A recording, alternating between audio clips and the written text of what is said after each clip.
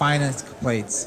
These complaints have resulted in over $646,286 in fines and 116 lawsuits, settlements, or forfeiture of illegal contributions against state legislators, state senators, Democratic Party committees, labor unions, PACs, judges, and others who violated the Washington State's campaign finance laws. He is a frequent writer and speaker on the importance of citizen journalism, activism, property rights, and environmental movement, the integrity of our voting process, and the abuses of big government. His recent DOGE training for Washington State has focused on helping train activists on how to become more effective at uncovering and exposing fraud, waste, abuse, incompetence, and other ways our state and local governments squander our tax dollars every day. Glen will train us on DOGE for Washington State and give us clear direction to help hold our local governments accountable. Please welcome Glen Morgan.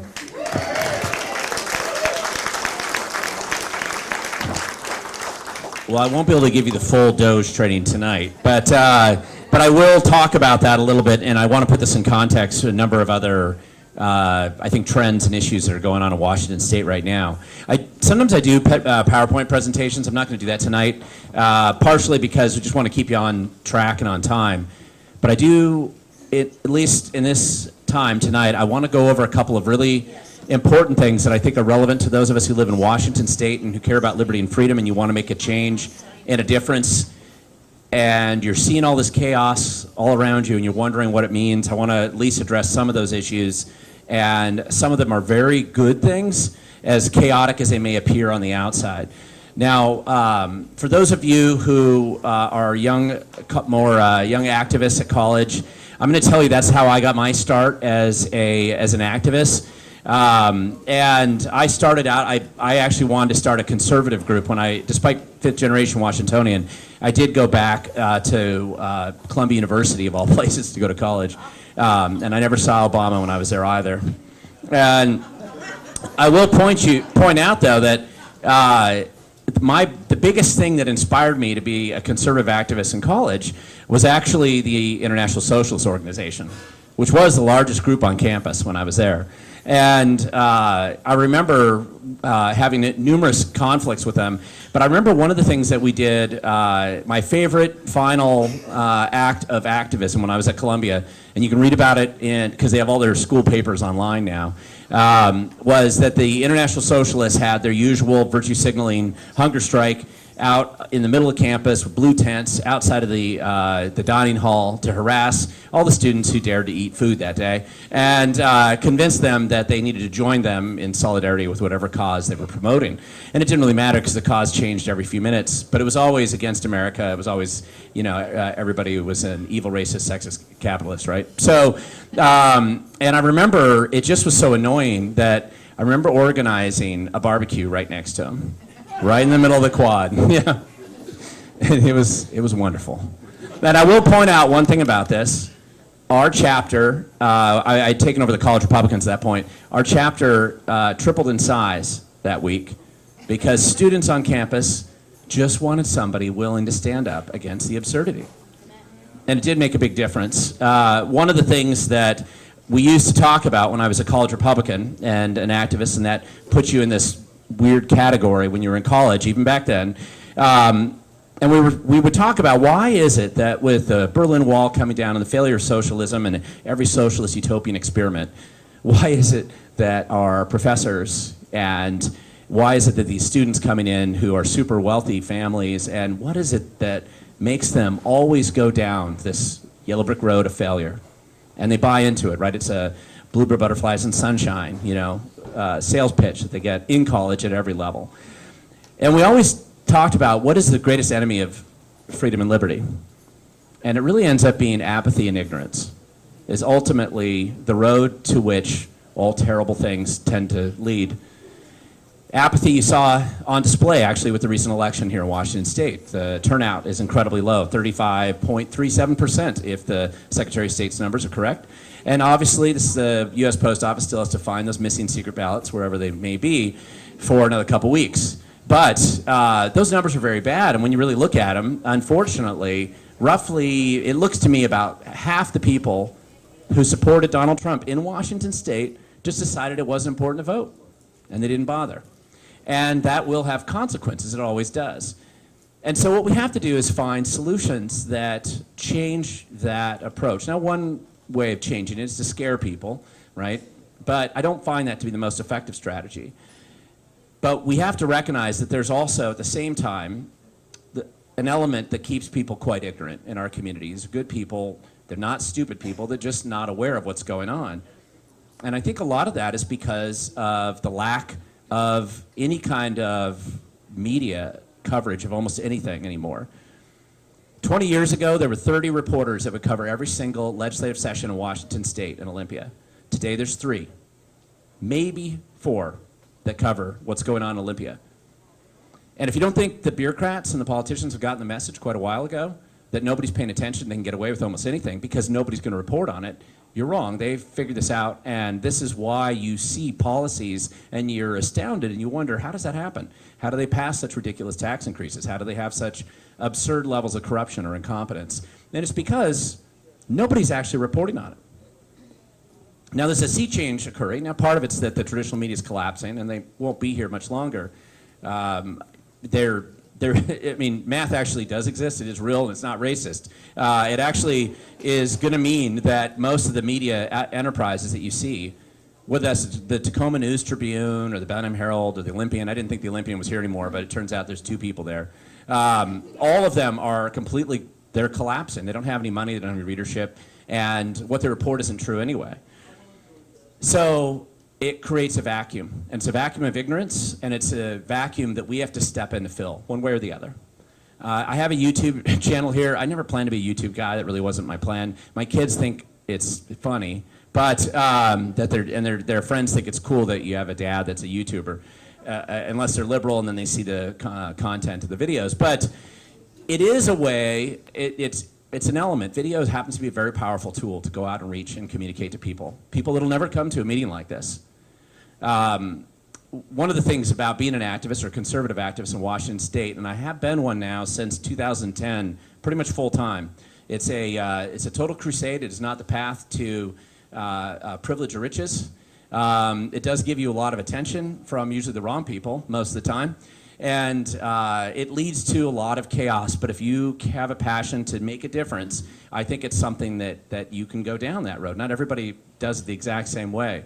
One of the things that you will get, unfortunately, and we've been talking about this with what happened to Charlie Kirk recently, death threats for me actually were very common. I used to mock them all the time, mostly because of poor spelling and grammar rules. My favorite death threat I got actually was a Democrat PCO who called up and left me a voicemail, and he called from his home phone conveniently. And so it was the easiest restraining order I ever had, because I actually had a chance to go into the judge and play the death threat there. Like, it wasn't even in doubt. And that actually allowed me at the time — I enjoyed every minute of it — I forced the Thurston County Democrats for the first time in their existence to denounce violence as a political tool, which they didn't want to do. And that was funny. I have to tell you, though, I haven't had a death threat since I shot somebody on my property a couple years ago. And it's kind of funny. I don't know if that's just coincidence, but if you Google me, that's actually the #1 article. Of course it shows up, because they said conservative activists involved in shooting. You know, it sounded like I took on Antifa on my property instead of just a couple of violent meth heads, and criminal felons. But and a good explanation for why the Second Amendment is something that we actually have and why it's so important. But I do find that that's not, there's a level of concern about retribution that people tend to have. If you're willing to find multiple Bob Fergusons to run against him next time, like I did this last time, yeah, you'll get a little bit more attention than normal. But the average activist doesn't have to get that kind of stuff. And I will say, one of the things you mentioned here, and this is true, holding people accountable to the Public Disclosure Commission rules or the ethics laws, it's been a personal fun project of mine, but it isn't the path to win friends and influence people in the political class. They aren't going to be too happy if you happen to catch them and get them in trouble. It doesn't mean that it's not something you should do, but it's very fun for me. And more importantly, though, my former intern, who actually was a graduate of Evergreen State College, which, if you've known how much I've mocked that school, is kind of an amazing fact, but he actually has filed twice as many complaints as I have now. So I'm super excited. It's always about passing the torch off. And so 2/3 of all ethics complaints and Public Disclosure Commission complaints have been filed in the state of Washington in the last 10 years. Have either been mine or his. So they work for me. And there's all kinds of ways to hold the other side accountable, even if it's simply to shine a light of what's going on over there. Now, I do want to talk, though, about a few things that I think is worth mentioning right now, because, and I'm going to lead to this with the Doge Washington training, because I think that's, many of you are interested in that, and you should be. And I'm going to talk very specifically on why I think that matters, but to put it in context, what we face in the state right now is, again, the inevitable reality of math. And you can deny math as long as you want. Margaret Thatcher once said, famously, right, the problem with socialism is eventually you do run out of other people's money. Washington State has hit this point in time right now. And there's a number of different things that are impacting this all at once. It's obvious because you read the news that the Trump administration is going to start cutting off funding in various levels, right? I celebrate every grant that gets cut off to Washington State. I really do. and if you don't believe they're incompetent, you should go through how they actually waste your money. And we shouldn't be receiving any of that money. I think as much money as we can cut off to our state, the better off we are. But you don't even need the feds to cut it off. The reality is they've jumped the shark with taxes that are absurd, with the Lafleur curve sort of impact, and every single jurisdiction in the state of Washington, all 278 cities, all 39 counties, all 295 school districts right now, are hitting the financial cliff. And the bureaucrats and the politicians only have two answers to that. The first answer, we all know. Let's raise taxes, right? That's the default position they always have. The second answer is actually sort of related to that, especially if you're in a city or a county. Then they'll say, well, okay, if we have to make cuts, we're going to decide to cut public safety first. Of course, we got to lay off a bunch of law enforcement officers. And now they do that because they know that one of the very few things, the surveys have shown this time and time again, one of the very few things that most people do care about is actually public safety. It's actually one of the few things they think government should be providing for them across the political spectrum, except for socialists and Evergreen State College grads. So everyone else believes that public safety matters, and so they purposely say we're going to cut this public safety and we're going to take away the police's ability to investigate crimes in your community or respond to a problem, because they know that there'll be people rise up and say, I want to protect public safety because it's actually something government does I care about, and therefore they'll get them to be convinced that maybe tax increases aren't so bad after all. So ultimately, both of those paths lead to the same solution from their perspective. But what's happened is, over the years, nobody really has paid much attention to actually how they waste your money. Nobody really digs into the financial expenditures and at the level that we're teaching people how to do at the Doge Washington training classes. But honestly, I started doing this long before Doge was cool. The name's much better with Doge, you know. Elon Musk just made Doge cool. And it's not about Department of Government efficiency. It's just the recognition that my definition of government or bureaucracy, I don't think has ever changed.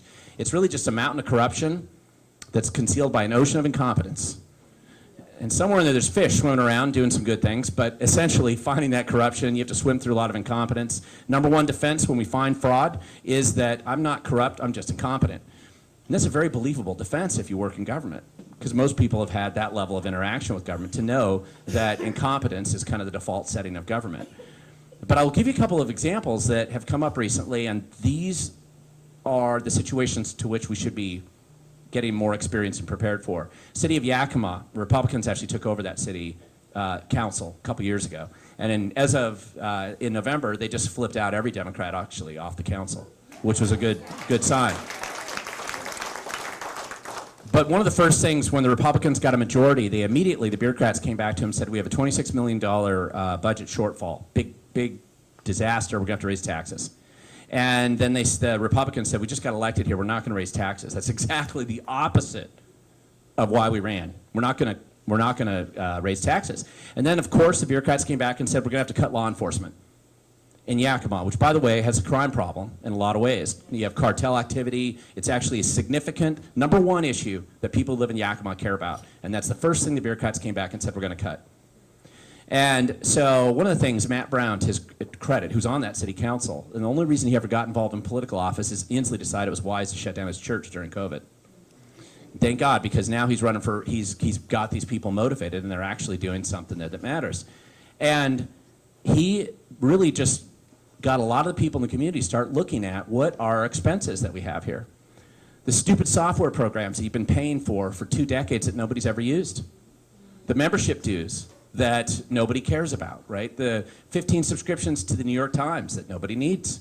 Maybe those trips and junkets down to Las Vegas for your whole planning department because you've just been doing it that way for so long.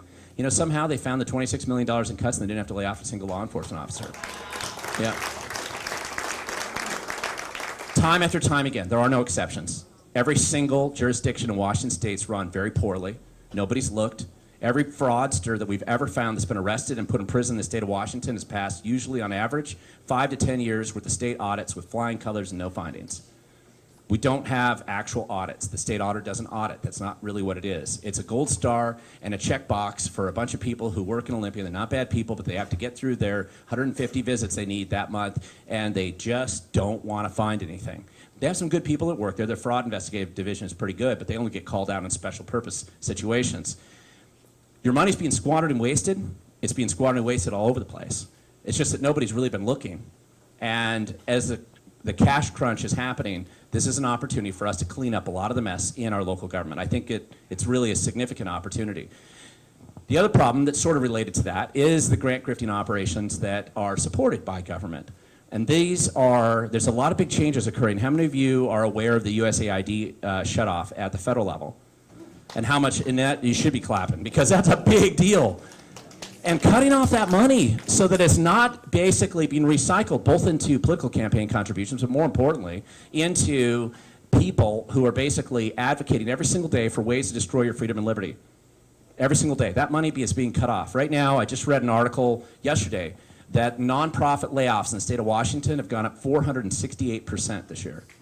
And that is a good thing, because that was your tax dollars being wasted, recycled into this kind of grant grifting operation. We had the same thing going on in the state of Washington. And getting that money out, your taxpayer dollars, stop wasting it. We spent $1.5 billion to solve the 10-year homeless crisis that started 10 years ago, supposedly. It was a homeless crisis, right? $1.5 billion. And it was like fertilizer. So the problem's twice as bad. The drug addicts are proliferate. 70% of the people who actually are on these programs are from out of state or somewhere else entirely. It's just been attracting them all over the place. My cousin died of a fentanyl overdose last December. This is a serious problem. And we're encouraging it, and we're promoting it, and the people who pretend to care about it are absolutely deceptively dishonest. It's roughly estimated that 30% of the people that run these nonprofit groups that claim they're helping subsidize housing or homelessness or drug addiction or something are actually involved in one way or another with the Sinaloa drug cartel in Washington state. That's your tax dollars at work. That's actually why they panic every time we try to do proposals to put transparency into exactly how it is that you manage to spend all that money everywhere. But there's panic. And there's a panic within that whole little ecosystem of money because the money is going away and they know it. The music is starting to run out. There's not enough chairs, and so this is the opportunity, I think, that we're going to see to really try to get rid of a lot of the stuff that we've seen around us, because we've been paying for our own demise with our tax dollars with all these programs that are going on out there. Now, the other thing that I want to talk about is our election system. And this is really relevant and timely right now. Some of you might have seen Jason Rance's article from just it was 2 days ago, I believe. And Harmeet Dillon, who works for the Department of Justice, she's head of the Civil Rights Division, and she basically has said we're going to be suing Washington State because of their effort to try to conceal the voter rolls. Once the government shutdown is over, she said, we're going to be next. That's good news. And if you saw the interview with Brandy Cruz, where she had Steve Hobbs, who in that interview, I mean, if there's one person in Washington State that absolutely doesn't care about the integrity of our voter rolls and or elections, it's absolutely him. Because the total blasé attitude that guy had in that interview, he's not a dumb person. It's just he comes across that way, and his total lack of concern over the non-U.S. citizens that have been registered to vote, over what's going on with voter rolls or any of the other issues, was on display. To her credit, she got him on, and he actually floundered around in that interview, and it was really something to see. And the DOJ, for the first time since any of us have been born, is actually caring about Washington State voter rolls. because nobody ever has before. This is an important rat's nest that just needs to be peeled back, looked at, and addressed, and there's a lot of problems there. It is the number one thing that I've been threatened with in litigation and other types of threats more than almost anything else I've ever worked on over the last 5 years. That issue is the number one issue, because they know that if we actually get in there and start to clean this up, especially if we also address the mail-in voting problems with the lack of chain of custody and all the other drama that comes along with running the third world election type system. India can count more votes in 2 days than the entire population of America. And Washington State, Florida can count, twice as many votes as the entire population of Washington State in 1 day. And our state takes months. Months of mailing, months of drama, months of trying to find ballots. We structured a system that is dysfunctional, and we wouldn't accept it looking in the outside if we went to a third world country, and that wouldn't be an acceptable election system. It needs to be reformed. Sometimes what it takes, though, is exposing the truth about what's actually going on. I'm very happy to see the Department of Justice finally get into this. Now, we're not alone. 9 other states have already been sued and are currently in the process of being investigated. When I've talked to a number of people who live in, I'm going to put air quotes around red states, because I do a lot of activist training for people who live in red states. And if you think you can run away and get away from what's going on in Washington, that is the height of delusion, because all the dumb, bad ideas that start here end up everywhere else. Just look at Boise, just look at Laramie, Bozeman. I dropped my son off at college there the other day, and there's just as many homeless drug addicts laying on the street there, and I was asking them how I thought I was in Seattle, Bozeman. And it was because some nonprofit grifter crew came out there from Washington State or California, mixture of the two, decided to set up their little nonprofit, make the same lies that they tell us out here, got some money from the clowns that are on that city council, and next thing you know, they've finally imported hundreds of drug addicts and criminals into Bozeman and Laramie and Billings. Every single city I'm going to in these red states, I'm seeing the same thing. We have to defeat it here. We have to stop it here. Fortunately here, if you're going to take one of my Doge Washington training classes, it's like a treasure hunt. And the treasure's just laying out there because they're ridiculous. And we have good public records laws. So going through their credit card receipts and their ridiculous contracts and the squandering of resources, this isn't that hard. Especially if you didn't have Common Core math and you didn't go to public school, you will be able to understand the spreadsheets that you have, and that will help a lot. But I will bring up one thing, and this is why it's so important what Turning Point USA and all these other groups are doing out here on college campuses in particular. My last presentation I ever did at Evergreen State College a number of years ago, I was actually invited there by the college professor. And she contacted me, and I couldn't believe it because Evergreen, it's near me, but it's not like nobody there likes me. But she said, my students in this class, she had about 60 students in this class, she said they wanted to hear from a conservative activist, and somehow my name had come up, and I was close and local, so I said, sure, I'll come in there. And I remember going to the classroom, the professor, she got me outside, she says, listen, I told the students not to spit on you or call you names or something like this, and I was like, listen, I'm very used to hostile audiences, it's probably not gonna be a problem. So I went out and I started, and I had a little presentation, and then of course it was Q&A. She said, you only have to stay here an hour. And it was a free-flowing conversation, right? Everything was on the table, there's no restrictions, it's not a safe space, and I never want one. So ask any question you want, we could have a dialogue about it, even though my main focus was property rights and abuse of government and things like that. It was covering the spectrum of ideas, and it was about an hour and a half into this Q&A process, getting closer to hour 45 minutes. And I remember this gal got up in the back of the class. And the students were fine, by the way. They great questions, good interaction, no problem. This gal got up in the back of the class and she said, listen, I'm about ready to graduate from Evergreen State College. I've been here, 6-7 years. How is it that I've been here this entire time, and I have never heard a single one of the ideas that you've expressed today, even once in any of my classes? That's pretty powerful, I think. It pissed off her professor and the TA, so they jumped in, starting to ask all kinds of dumb questions. But the difference between them and us is that I had to go to college where I had to read all the same stupid things they believe, because I know everything they believe. So do you. If you've written Turning Point, you're going to the same school. You had to read Marx, you had to read all this DEI stuff, everything that they shoveled. I already know their arguments, right? She's throwing stuff at me. She has no idea what I believe, which was kind of funny. And so it wasn't even hard, right, dealing with those questions. And they just look like fools when they're all done because they sound like they clearly don't know what they're talking about. They're just regurgitating the talking points that they were fed when they were students, probably. And right after that, we started there was a group we formed at Evergreen State College because of that class presentation just that one time. Now then I got banned and they never wanted me to come back again. But I'm going to tell you that there are opportunities that exist out there. One way or another, we have to reach out to them. Turning Point is trying to do this in the students, and it's very important what they're doing. And I was one of those students doing this when I was in college. The other way is finding social media ways of communicating information out to them. All the time, I drive about 30,000 to 40,000 miles a year in Washington State. I'm driving around doing lots of presentations every year, constantly, and I've been doing that for years. Because of that, you're out there, you're in the stores, you stop in a gas station, wherever, and I constantly have strangers come up to me that I've never met before, and they recognize me from the videos, because it's a very strange thing. I'm speaking to a camera alone in a room, but everybody's watching that video, they see me close, and so they have a personal connection to you in some way. And so it's the guy changing my tires at Costco, right? It's the gal who was working at AMPM, taking the money for the gas. It's somebody in Safeway or Fred Meyer or Walmart all the time. In fact, there's not a week that goes by now that I don't have somebody approach me like this, people I've never seen before. And most of them would never come to this meeting, but they talk about how much these videos meant to them. And the problem is, we need a lot more people doing these videos. I talked about that collapse in the media.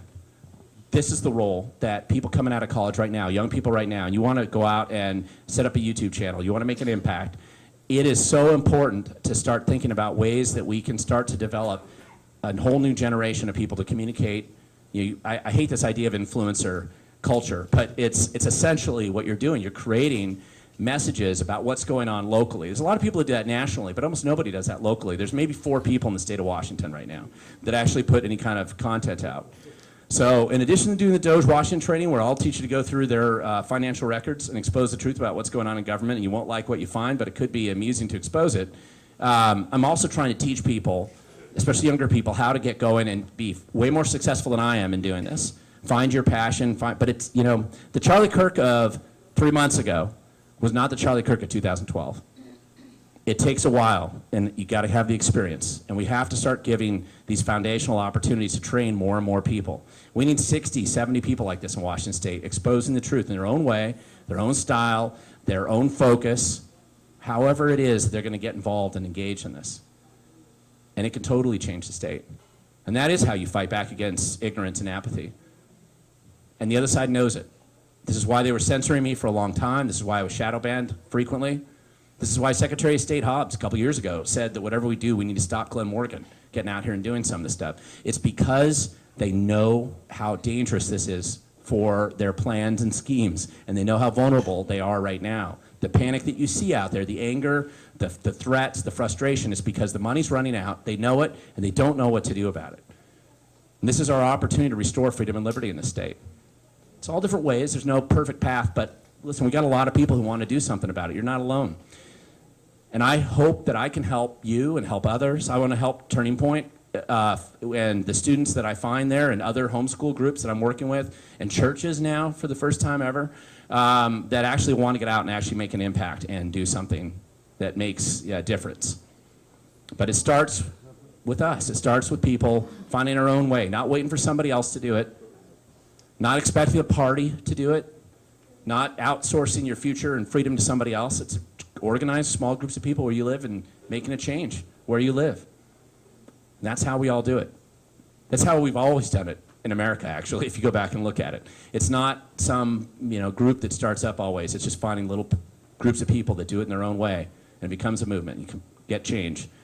We're going to move into Q&A, aren't we? Okay, Q&A is next, so that's where you can ask me any questions you might have. If you haven't been to We the Governed, how many of you have never watched a We the Governed video, which is totally fine. I just want to...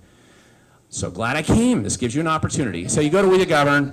The reason why you hit the subscribe and like button, I don't really care about that so much, other than it just pushes the videos out to a bunch of other people that have never seen them before, and it helps spread the message and the word. And I just want to encourage you to do that. Get involved. I end every video with the same thing, and same thing I'm going to end this presentation tonight. The future belongs to those who show up. And it's time for us to show up. Thank